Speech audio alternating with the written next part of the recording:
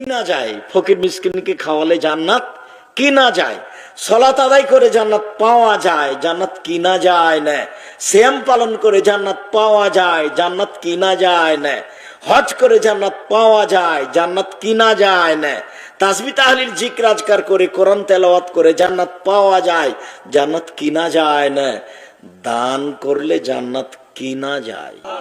আল্লাহ বলছেন মোমেন পুরুষ নারীর জানের এবং মালের বিনিময়ে আমি জান্নাত বিক্রি করে দিয়েছি, নিয়ে নাও, তোমাদের জন্য আমি তৈরি করেছি, আমি বেচবো, এই জন্য বেচে দিলাম, যাও টাকা দাও আমি দিয়ে দেবো। টাকাকে উনি নিজে খাবেন?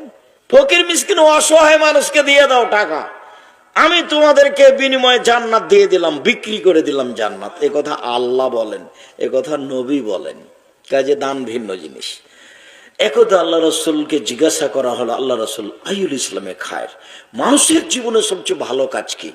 সালাত আদায় করে ভালো কাজ, সিয়াম পালন করে ভালো কাজ, তাসবিহ তাহলিল করে ভালো কাজ, কুরবানি করে ভালো কাজ, সবচেয়ে ভালো কাজ কোনটা? তখন আল্লাহ রসুল বলেন তুতিমুত্তাম তাকরাউ সালাম আলামান আরাফতা ওয়াল্লাম তারিক, যাকে দুস্থ গরিব ফকির মিসকিনকে খেতে দিবা, এটা হলো জীবনে মানুষের সবচেয়ে ভালো। দুই, যাকে চেনো তাকেও সালাম দিবা, যাকে চেনো না তাকেও সালাম দিবা।